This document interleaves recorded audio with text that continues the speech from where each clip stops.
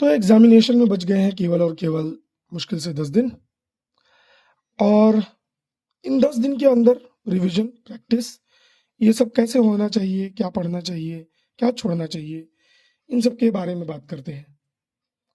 जानते हैं हम कि बहुत सारे वादे जो किए जाते हैं, कई बार उनको पूरा करना काफ़ी मुश्किल हो जाता है। हम अपने वादों पर खरे नहीं उतर पाते हैं, बट एटलीस्ट आप लोगों के लिए हम इतना तो कर ही सकते हैं कि आप लोगों को ये बता दें कि कौन कौन से चैप्टर्स जो हैं आप लोगों को देखने चाहिए, उन चैप्टर्स में कौन कौन से टॉपिक्स देखने चाहिए।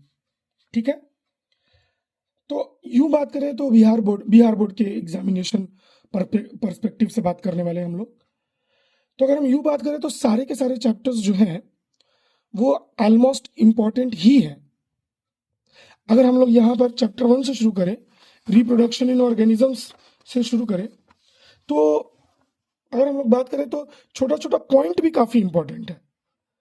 जैसे 2025 में ही क्वेश्चन आया हुआ था कि बर्थ से लेकर के नेचुरल डेथ तक को हम क्या कहते हैं।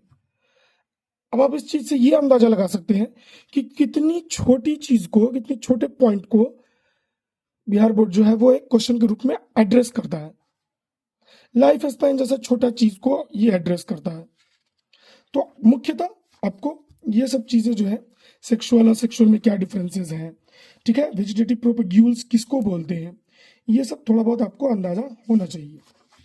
ठीक है, फिर अगर हम यहाँ आगे आ जाए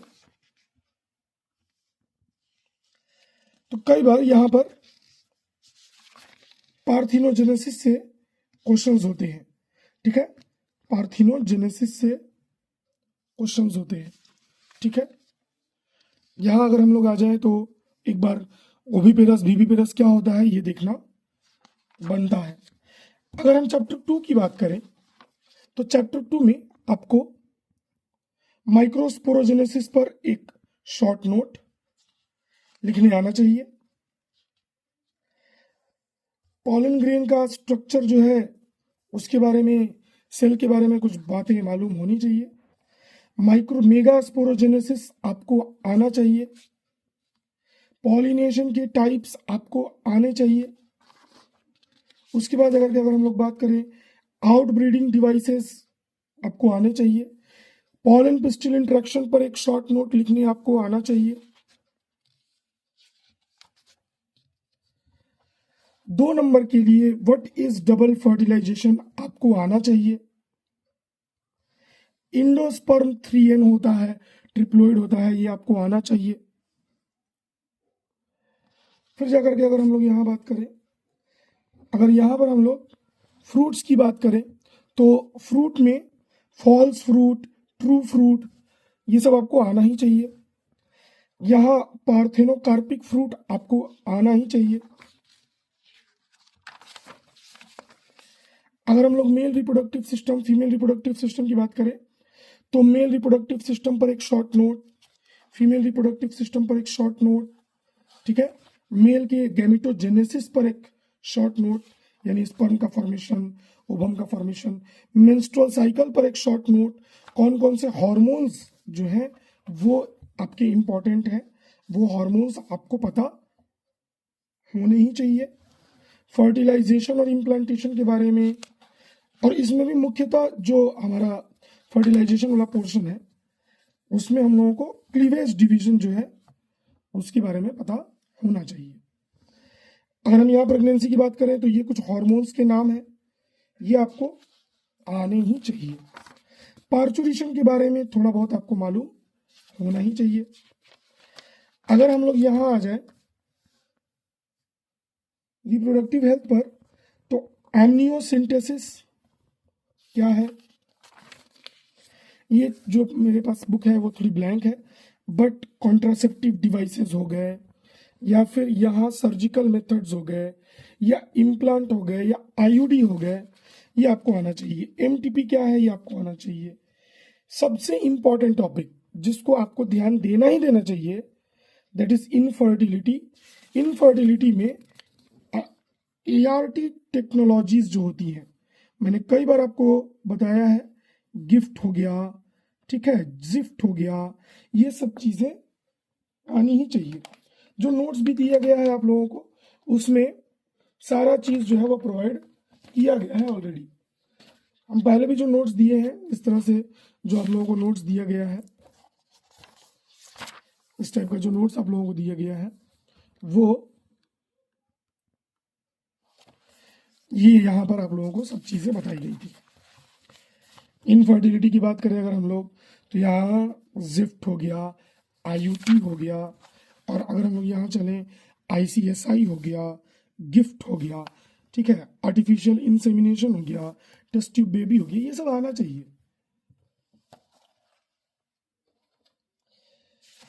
अब हम आ जाते हैं जेनेटिक्स की तरफ।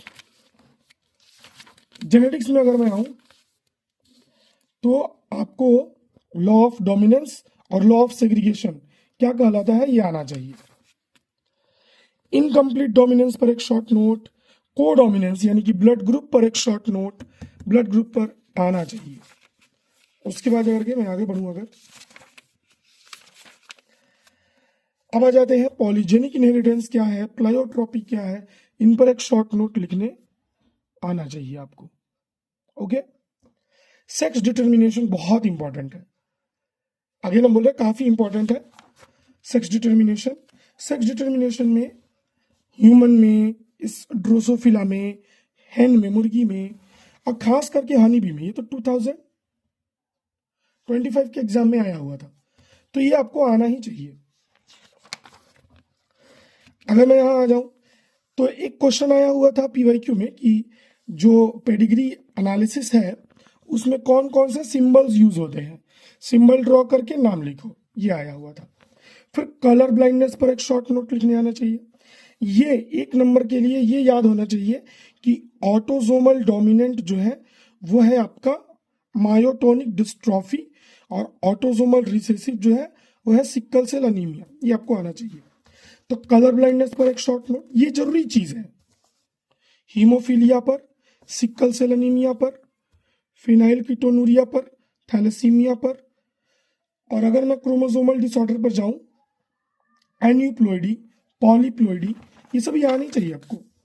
Down syndrome, Klinefelter syndrome, Turner syndrome पर एक शॉर्ट नोट लिखने आना ही चाहिए आपको, बहुत इंपॉर्टेंट है। इन तीनों में से हर साल कोई ना कोई एक आता ही है, तो ये आपको अच्छे से आना चाहिए।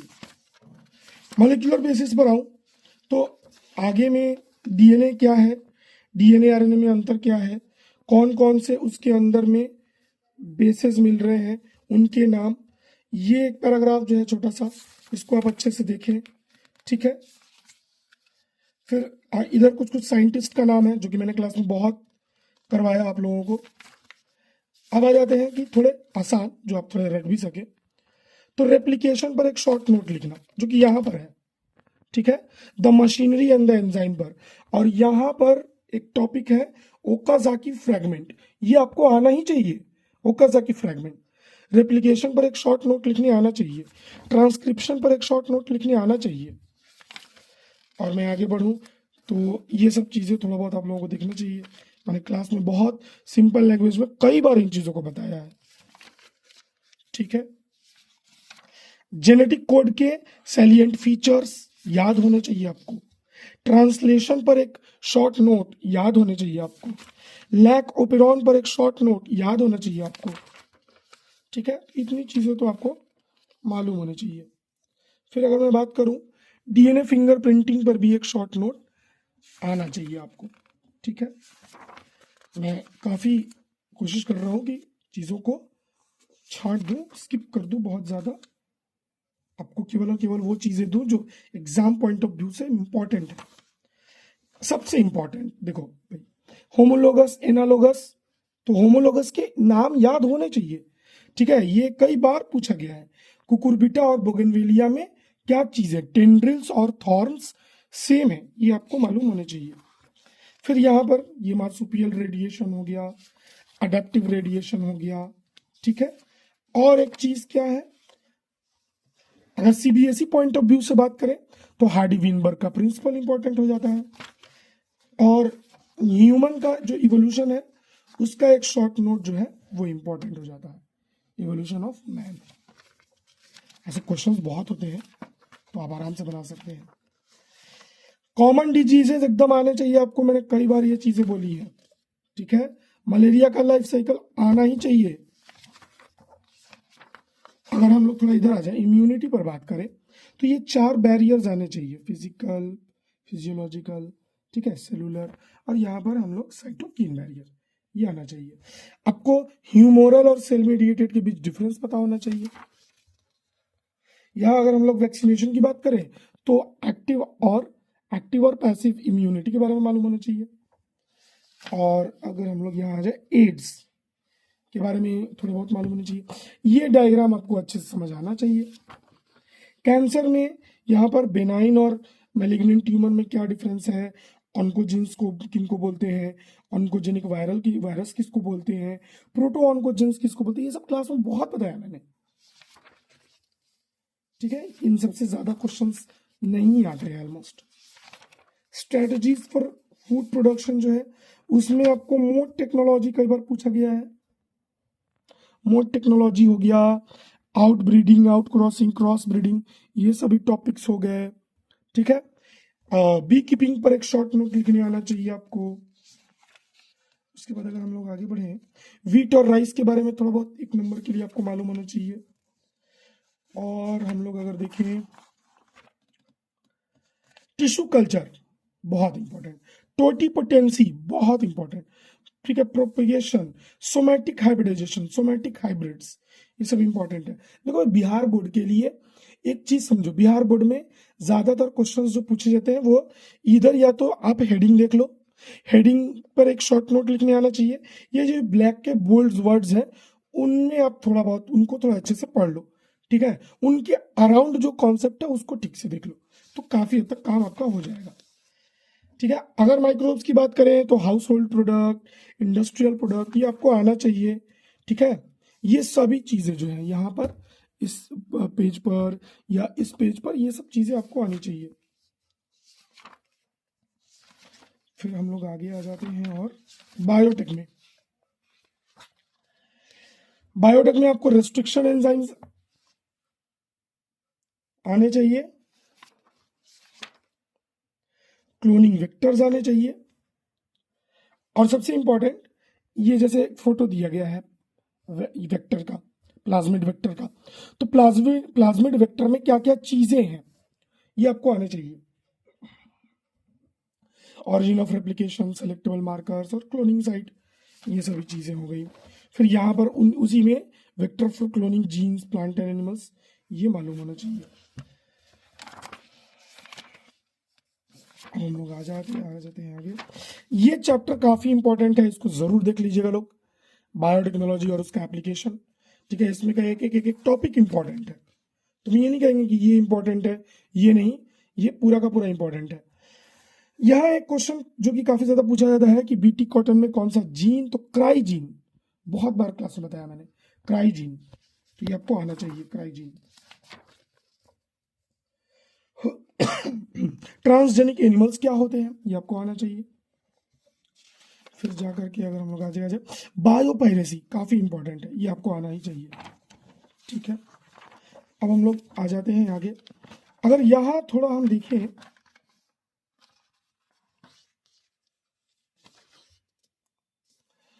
अडेप्टेशन में है, यहां पर एक जगह पे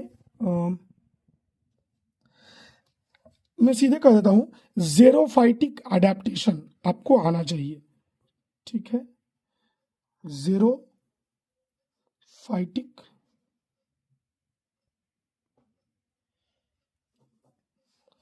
अडेप्टेशन, पॉपुलेशन एट्रीब्यूट्स हो गए, पॉपुलेशन ग्रोथ हो गया, ठीक है, यह सब आपको आना चाहिए। पॉपुलेशन इंटरेक्शन बहुत इंपॉर्टेंट टॉपिक है, ठीक है। उसमें भी आपको बस 1 2 3 4 5 6, इन 6 के आपने डिफिनेशन याद कर लिए, काफी है। इकोसिस्टम पर आ जाए हम लोग, प्रोडक्टिविटी, डिकम्पोजिशन, थोड़ा बहुत इनको देख लेना है। इकोलॉजिकल पिरामिड्स आने चाहिए,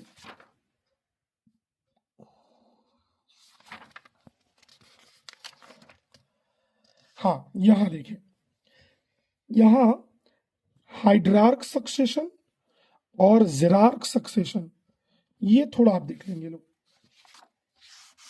इसको अच्छे से देखेंगे और आगे बढ़ते हैं।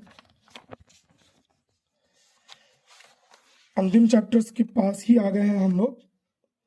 यहाँ पर हमको समझना पड़ेगा बायोडाइवर्सिटी के पैटर्न्स थोड़ा देख लेंगे आप लोग। बायोडाइवर्सिटी का लॉस कैसे हो रहा है, उसको हम प्रिजर्व कैसे कर सकते हैं, कॉजेस क्या हैं, ठीक है, उन्हें हम कंजर्व कैसे कर सकते हैं। और मोस्ट इंपॉर्टेंट जो यहाँ पर आ जाता है वो मैंने कई बार क्लास में बताया है, इन सीटू और यहाँ पर एक्स सीटू अच्छे से देखना है, इन दोनों को अच्छे से देखना है, इन सीटू एक्स सीटू को अच्छे से देखना है। फिर अगर हम लोग लास्ट चैप्टर पर आ जाए, इन्वायरमेंटल इश्यूज, तो इनमें इन्वायरमेंटल इश्यूज में आपको नॉइज पोल्यूशन क्या है, एयर पोल्यूशन क्या है, इन सब पर ही थोड़ा बहुत चीज़ें आपको मालूम होनी चाहिए, ठीक है। बीओडी पता होना चाहिए आपको, बायोकेमिकल ऑक्सीजन डिमांड क्या है, यूट्रोफिकेशन क्या है, बायोमैग्निफिकेशन क्या है, eutrophication biomagnification terror of Bengal कई बार बात किया है हमने, ओके। अब हम लोग आगे आ जाए, अगर आप लोग आगे आए, यहाँ ग्रीन हाउस इफेक्ट क्या होता है, ओजोन डिप्लीशन क्या है, ये सब थोड़ा बहुत आपको देखने की जरूरत है। इधर देखें अगर हम लोग तो डिफॉरेस्टेशन, और डिफॉरेस्टेशन में यहाँ पर कैसे उसको कंजर्व किया गया है। अमृता देवी का जो केस था, ठीक है, बिश्नोइज के बारे में, अमृता देवी के बारे में आपको मालूम होना चाहिए, चिपकू मूवमेंट के बारे में आपको मालूम होना चाहिए। तो ये अगर आप कर लेते हैं तो बायो में आपका ऑलमोस्ट सारी चीज़ें जो है वो कवर्ड हो जाएंगी। That's it.